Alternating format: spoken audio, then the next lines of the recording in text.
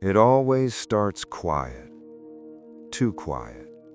A normal evening, patrol cars rolling slow, radios buzzing with background noise that cops learn to ignore.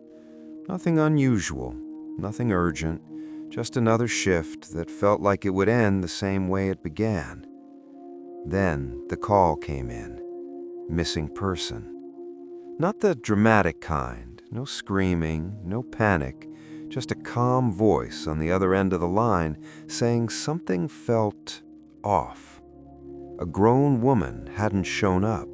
No calls, no texts, no explanation. And that alone was enough to raise a red flag. Because adults don't just disappear without leaving a digital footprint behind. Officers arrived at the address just after sunset. The house looked normal, almost boring. Lawn trimmed, curtains drawn, porch lights still off, like the place was waiting for someone who never came home. They knocked. No answer. They knocked again, harder this time. Still nothing. Inside, the silence felt heavier than it should have. Not abandoned, not messy, just frozen, like time stopped mid-breath. A purse sat on the counter, phone charger plugged in, shoes by the door. No struggle, no blood, no signs of a rushed exit. And that's when the mood shifted. Because when someone leaves voluntarily, they take the basics: phone, wallet, keys. When those things stay behind, it's usually not by choice. Detectives started retracing her last known movements.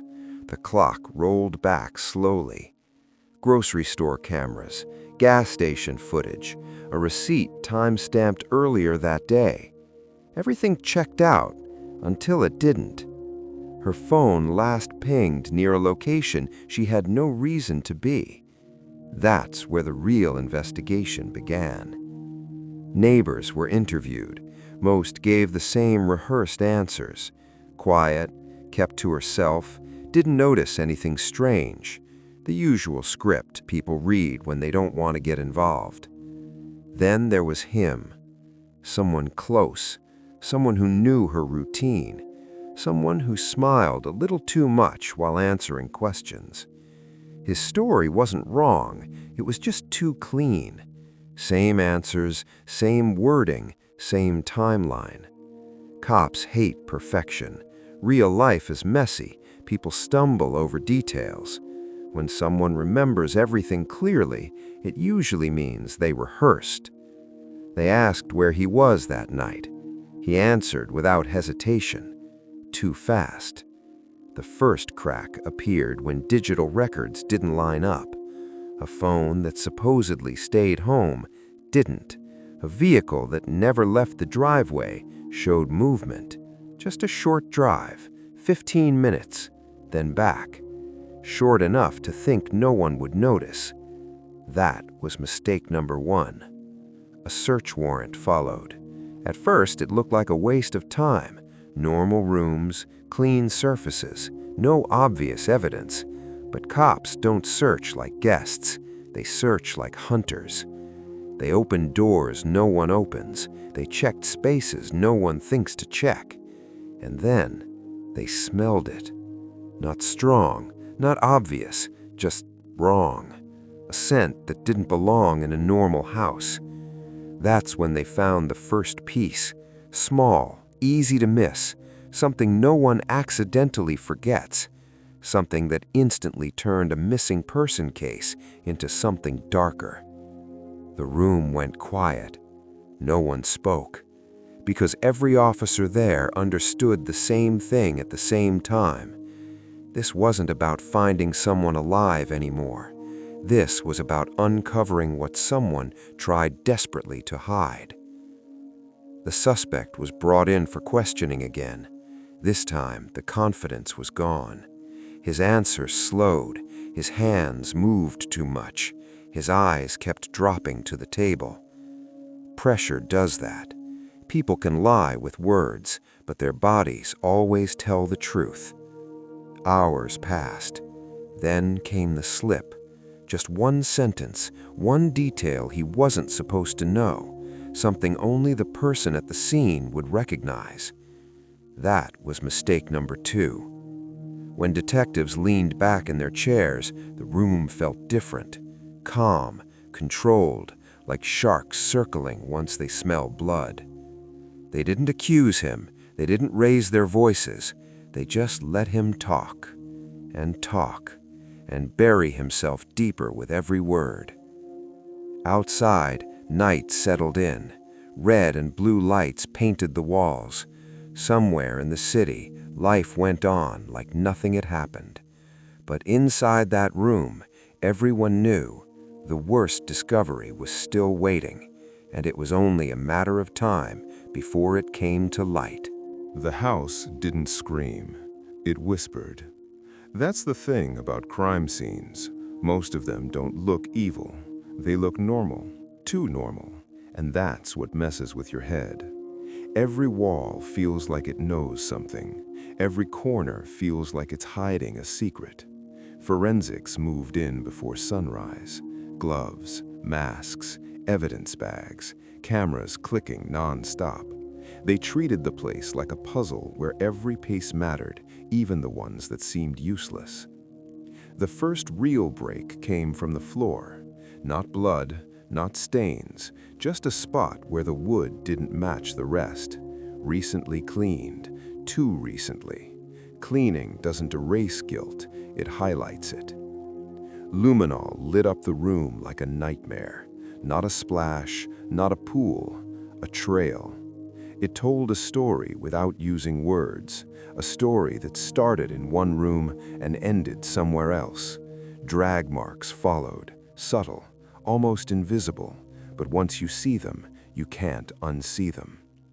Outside, detectives followed the timeline again. The suspect's short drive suddenly mattered.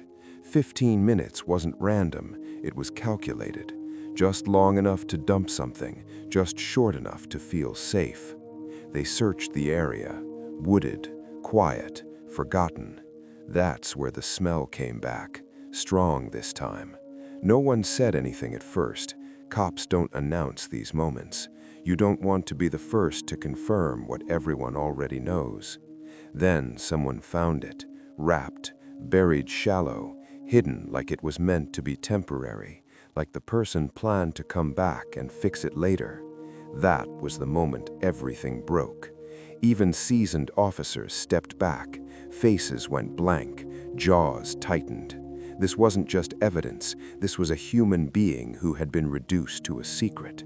Identification was quick, painfully quick.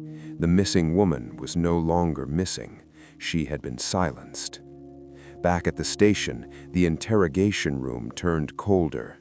The suspect sat alone now. No small talk, no water, just silence and a clock ticking loud enough to feel like it was inside his skull. Detectives walked in with confidence this time. They didn't need him anymore. Photos hit the table one by one. Not graphic, just enough. Enough to crush denial. Enough to force reality into the room. His breathing changed. Eyes widened. Hands shook. This was mistake number 3. He tried to explain, tried to reframe it, said it was an accident, said things got out of control, said words that meant nothing anymore, because intent lives in preparation, and he had prepared. Messages recovered from his phone told a different story. Searches made days before. Questions typed late at night. He wasn't panicking, he was planning. Every lie collapsed under digital truth. The motive came out next. Not money, not jealousy, control. He didn't want her to lose her, and when he realized he already had, he decided no one else would have her either. That's when detectives leaned in. They didn't argue, they didn't interrupt, they let him talk himself into a corner he couldn't escape. The confession wasn't dramatic, no tears, no breakdown, just quiet surrender, like someone finally realizing the game was over. Charges stacked up fast. Evidence was overwhelming. There was no trial strategy that could save him. Outside, reporters gathered, flashing cameras, breaking news banners, a story the public would consume in sound bites, never fully understanding the horror behind it. But inside the department, no one celebrated. Cases like this don't feel like wins, they feel like damage control. One life gone, another destroyed, and a question that never has a clean answer. Could this have been stopped? As the file closed, one detective paused longer than the others, looked at the evidence photos one last time, shook his head slowly. Because the worst part wasn't the crime, it was how close it all happened, in plain sight, with no one noticing, and that's what made it terrifying. The courtroom wasn't ready yet, but the trial had already started, just not where the public could see it. It began in the headlines. Breaking news crawled across screens. Faces froze in mugshots. One name repeated over and over until it stopped sounding real. People didn't ask what happened anymore. They asked how someone could live next door and do this.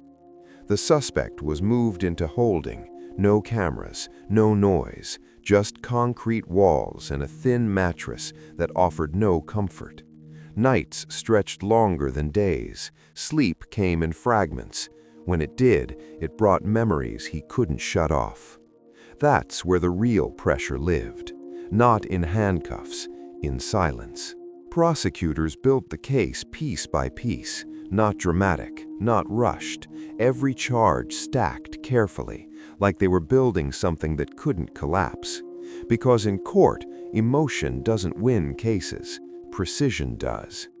Digital evidence came first. Location data, timestamps, movement patterns. The story his phone told was cleaner than any confession. It placed him exactly where he said he wasn't, at moments he claimed didn't exist. Then came the forensic timeline. Not just what happened, but when, how long it took, what had to be done first, what happened last. The kind of detail that strips away the word accident and replaces it with intent. Defense attorneys tried to slow it down.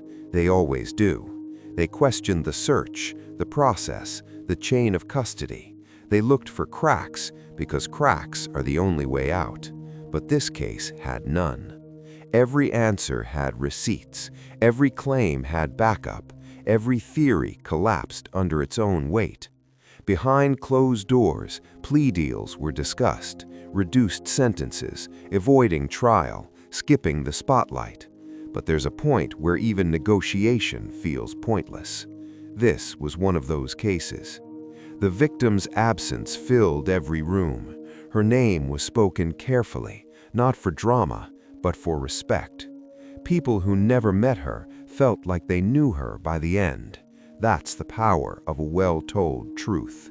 And truth was heavy here. When the suspect finally appeared in court, he didn't look like the person from the early interviews. Confidence gone, shoulders hunched, eyes dull. The mask had cracked, and there was nothing impressive underneath. He avoided eye contact, not out of shame, out of fear. Because once you're seen clearly, you can't control the narrative anymore. The prosecution didn't rush. They let the evidence speak, let the silence stretch, let jurors connect dots themselves. That's how you make something stick. Witnesses took the stand, calm, measured, professional. No theatrics, no exaggeration, just facts delivered with steady voices. And facts don't forget. The defense tried one last angle: mental state, stress, emotional breakdown. But planning leaves fingerprints on the mind, not just the scene. You don't research solutions in advance if you're acting on impulse. That argument died quietly. Jury deliberation didn't take long. It never does when the story is clear. When the verdict came back, no one gasped, no shock, just confirmation of what everyone already knew. Guilty on all counts. The sentence followed soon after, long, final, unforgiving, not dramatic, just heavy, the kind of weight that settles in slowly, then never lifts. He was led away without looking back, because there was nothing left to look at. Outside, the world moved on. News cycles changed. New stories replaced old ones. That's how it always goes. But inside the department, the case stayed, not as a victory, as a reminder that monsters don't look like monsters. They blend in, they smile, they answer questions too perfectly, and by the time they're exposed, it's already too late. One detective summarized it best in a single line, spoken quietly long after the cameras were gone. The scariest part wasn't what he did, it was how normal he seemed while doing it. And that truth followed everyone who worked the case, long after the file was closed. Final. No appeals that mattered. No speeches. No second chances dressed up as hope. Just a number, so long it stopped feeling like time and started feeling like a wall. When the courtroom emptied, there was no applause, no relief. Justice doesn't feel like victory when someone never gets to walk back out. The chair she once sat in remained empty, and always would. Her family stood quietly, no tears left to cry. That part was over. Grief doesn't explode forever. Eventually, it hardens, becomes something you carry instead of something that carries you. Outside, cameras waited. They always do. But this time, no one spoke, because some endings don't need sound. The killer disappeared into the system, processed, cataloged, reduced to an inmate number. The world forgot his face faster than it learned his name. That's how it should be. Monsters don't deserve legacies. But forgetting doesn't erase what happened. Back at the house, new owners moved in months later. Fresh paint, new furniture, laughter returning to rooms that once held silence. On the surface, everything looked healed. It wasn't. Some places remember. Neighbors still avoided eye contact when passing by, still lowered their voices when they reached that part of the street. Not out of superstition, but respect. You don't casually walk over ground where something permanent happened. Detectives returned to their routines, new cases, new calls, new faces. That's the job. You don't get time to sit with what you feel. You file it away and move forward. But certain cases follow you home. This was one of them. One detective admitted later that he started double-checking locks every night. Another stopped trusting first impressions. Someone else said they now listen harder when someone says, "I just have a bad feeling." Because this case taught them something brutal. Danger doesn't announce itself.